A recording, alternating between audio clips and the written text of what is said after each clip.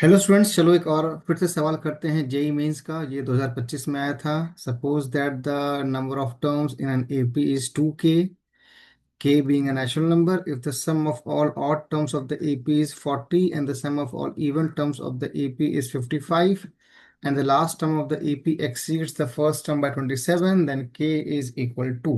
Interesting question. तो 2k का मतलब क्या हुआ कि नंबर ऑफ टर्म्स इवन है, जिसमें से ऑड टर्म्स n होंगे और इवन टर्म्स भी n होंगे। Sorry, number of terms 2k है तो ऑड टर्म्स की नंबर भी k होगा और इवन टर्म्स भी k होंगे। तो let first term be a and common difference. जब भी हम एपी की बात करेंगे तो फर्स्ट टर्म और कॉमन डिफरेंस तो चाहिए ही हमें। तो हमारा एपी कैसे डिफाइन होगा? ए, a plus D, a+2d, last term would be a plus 2k minus 1 times d. This is my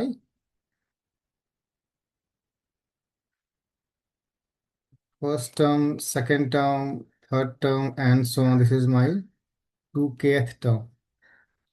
So sum of all odd terms of the AP is 40. तो odd term कौन से होंगे मेरे?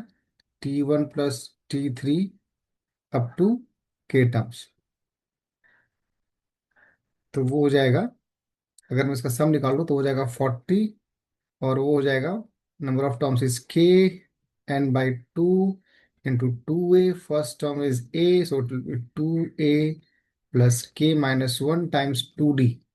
Common difference d नहीं होगा, 2d होगा, क्योंकि हम a से सीधे a+2d पे जा रहे हैं, फिर a+4d पे जा रहे हैं। Common difference is 2d। Okay. Secondly, sum of, ये था हमारा सम ऑफ ऑड टर्म्स। अब करते हैं सम ऑफ इवन टर्म्स।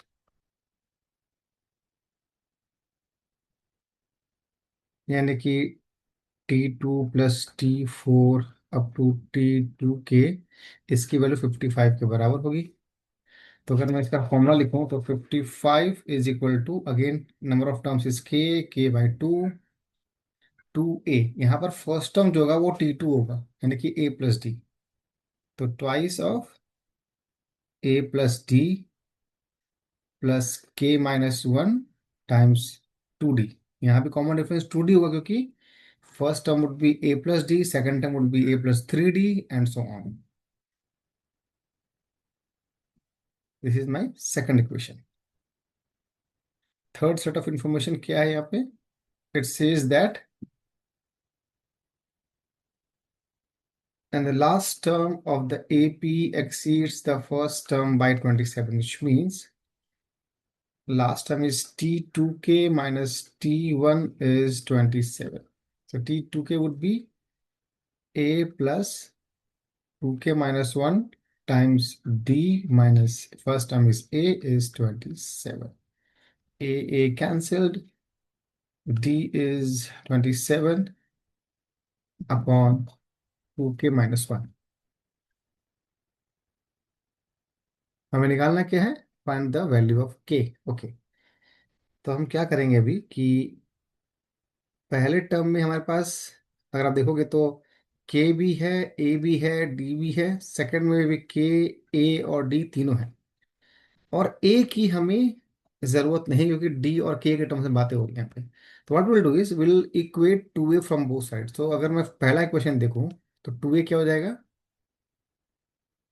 या फिर ए ही क्या हो जाएगा? अगर मैं ऐसा करूँ तो it will be 80 upon K minus K minus 1 whole time 2d is equal to 2a।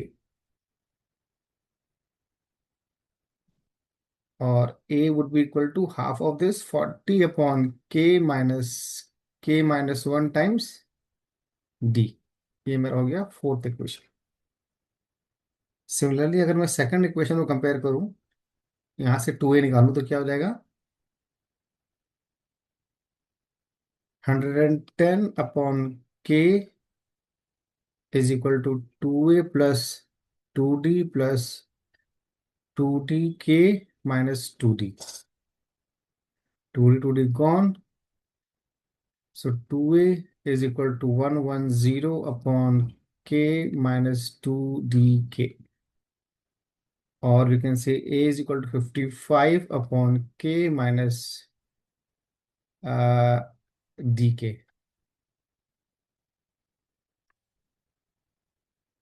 now दोनों a की वैल्यू को हम आपस में कंपेयर कर सकते हैं. तो it will be 40 upon k minus k d plus d is equal to 55 upon k minus dk. So kd and kd gone. So d is equal to 55 upon k minus 40 upon k, which is 15 upon k. So d is 15 upon k. We can use this value in equation number 3. So d is 27 upon 2k minus 1, and we can put d as 15 upon k, right? So 15 upon k is 27 upon 2k minus 1, which is 30k minus 15 is 27k, or 3k is 15, or k is equal to 15 by 3 is 5. So the value of k would be equal to 5. Very interesting question. तो आप लोगों को समझ में आ गया होगा. अगर आप चाहते हैं कि आपको ऐसे ही जेई मेंस और एडवांस के पिछले 5 सालों के उससे भी पुराने आंसर्स मिलते रहें, तो इस चैनल को सब्सक्राइब कीजिए